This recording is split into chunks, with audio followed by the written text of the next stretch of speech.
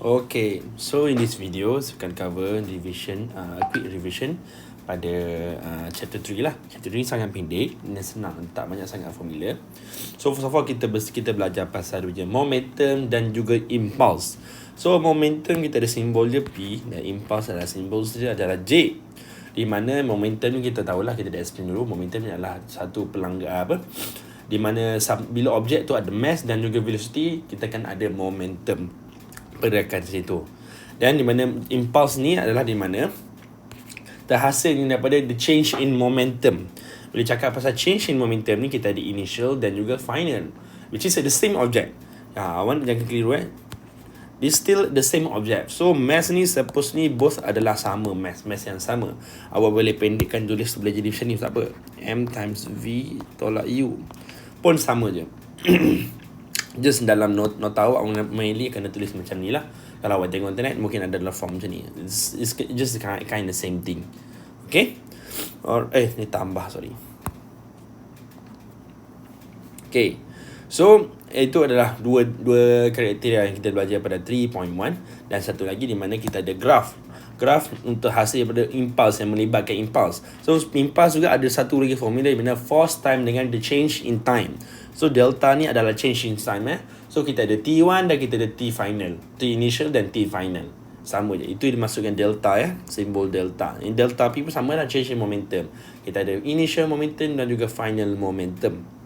Okay, so kalau awak jumpa graph force over time, okay, ini graph force over time Ini contoh lah. Kalau bentuk macam ni, yang saya cakap macam previous video pada chapter 2, kalau kita dapat graph curve, dia akan bagi equation untuk graph ni. So contoh lah, ada bagi F is equals to berapa? 2t squared tambah 2t. Macam tu contoh lah kan. So kalau kita nak minta, sekarang ni dia minta kira impulse. So area under the graph, kita akan dapat nilai impulse. Saya dah cakap tadi sini. So shaded area under the graph sini, shaded area under the graph force over time, dikira dapat nilai impulse. Okay, ini kalau ada bila soalan graph lah. So kita ada T1, kita ada T2 dan kita ada satu lagi final sini ke. Tapi biasa dia akan bagi equation lah. Jadi awak integrate. So ingat, ini awak dah belajar dulu masa sekolah dulu, integration macam mana. So kita akan ada T2 sini, T2 sini dan T1 sini. So sini awak letak equation dia. Yang mana ni suppose ni awak akan dapat df is equals to 2t square, masuk balik equation dekat sini, 2t square tambah 2t dt. So integrate je lah macam biasa. So tambah-tambah lah berapa banyak nilai kan, integration. Dan masukkanlah nilai t tu. So ada pada T1 berapa dan pada T2 berapa. Okay, senang saja. Okay, dan second inilah mainly cover pada kita punya chapter 3. Kita ada ini closed system, kita ada conservation of linear momentum. Maksudnya dia nak cakap initial momentum dan juga final momentum adalah sama. Dia tak kisah final, tak semestinya dari point A to B tu. Contoh kita ada 2 point kan. So kita ada point A to point B to point C. Okay, it can be from A to C adalah sama. It can be from A to B pun sama, B to C pun nilai dia adalah sama sahaja, initial dan final. Maksudnya nilai A dengan B adalah sama, B dengan C adalah sama. Total total. Itu awak kena faham. Total. Sebab dekat pada point A ni dengan point B kita ada dua objek. So kita ada dua objek, kita ada dua objek. Total nilai tambah dua ni akan sama. Maksudnya total dua ni, A ni akan sama dengan B, ataupun B sama dengan C, C boleh sama dengan A. It's vice versa lah. Apa yang berbeza, kadang dia punya ni spesifik objek ni. Contoh ni objek ni velocity dia kurang, velocity sini lagi banyak, ataupun mass lah. So kita tengok formula momentum lah. So this is m times velocity, mass times velocity. So lain-lain ni akan dapat nilai data yang lain-lain lah. Dia takkan sama lah. Cuma kalau awak tambah ke dua-duanya akan dapat sama pada different point. Okay. So total momentum ni, ini salah satu, ni bukan general lah. So ini salah satu contoh sahaja. So macam contoh pertama dia bagi kita ada satu objek. Kita dua objek lah. So initial dia dengan ni. So kita bayangkan ini objek 1, ini objek 2 lah. So macam ni kalau dapat formula mesti maksudnya dia separate. So it can go this way pun sama. So maksudnya ini jumpa sini ke, ataupun yang ini boleh jadi static. Kalau contoh yang apa, yang ini static, so ini awak nak masuk kosong. Sepatutnya jadi M1 times U2 jadi equals to yang ni je lah. Okay, tu contoh pertama. So contoh kedua, di mana yang ni kita tulis ni kosong. Yang arrow tu for velocity dan arah pergerakan. So kalau contoh kedua di mana kita ada pergerakan macam ni, kita ada pergerakan macam ni, opposite.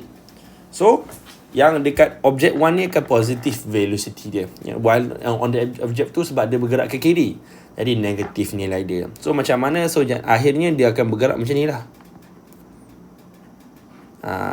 Dia akan, sebab dia bertembung kan. Yang atas tadi, yang sepatutnya initial tadi, sebab tadi ini kosong kan. So ini akan ke sini, dia akan sini, sini ke sini. Tengok depends pada objek. Ada bercantum, ada tidak bercantum. Tengoklah pada soalan. Kalau dia cakap belas kali bercantum, cantum lah. Macam yang bawah ni. So basically yang ni initial kosong.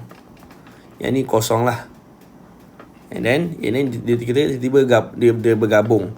Boleh je sini ada velocity. Boleh ada velocity juga. Cuma mungkin velocity dia makin slow ke kan. Okay.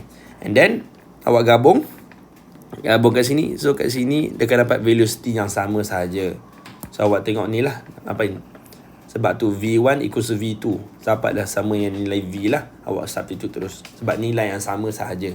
Okay? Alright. Dia ada berbagai contoh lah. Itu depends pada soalan awak kena tafsir. Yang penting adalah ni awak nak tahu pergerakan ni macam mana. Supaya awak boleh terangkan, awak tahu dia yang positif dan negatif value dia berapa. Mana satu negatif, mana satu positif. So ingat, pergerakan ke kiri kita akan always assume dia adalah negatif. Pergerakan ke kanan adalah sentiasa positif. Yang ke kiri adalah negatif. Okay? Alright.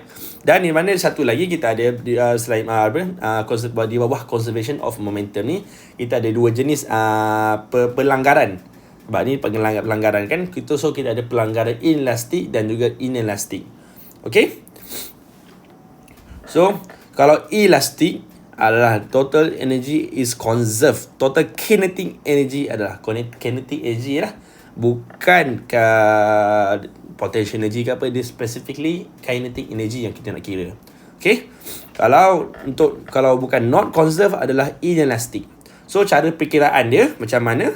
Sama ada dia cakap keyword conserve ataupun awak boleh tentukan lah elastic ataupun inelastic. Kalau by calculation awak kena kira lah nilai kat sini. So maksudnya initial, contoh tadi kita ada point A dengan point B kan.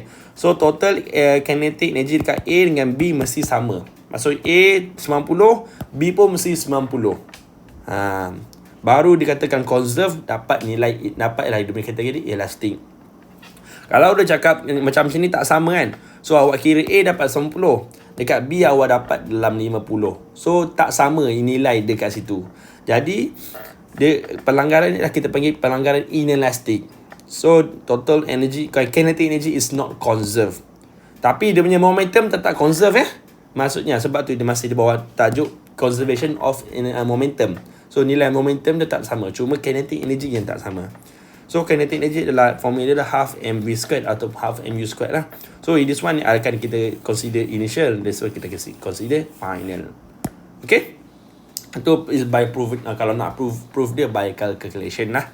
Okay, jadi itu saja untuk chapter 3, sangat pendek. Okay, cuma awak kena berhati di sini ada positif ataupun negatif value. Itu banyak student banyak silap lah. Okay, itu sahaja. Thank you.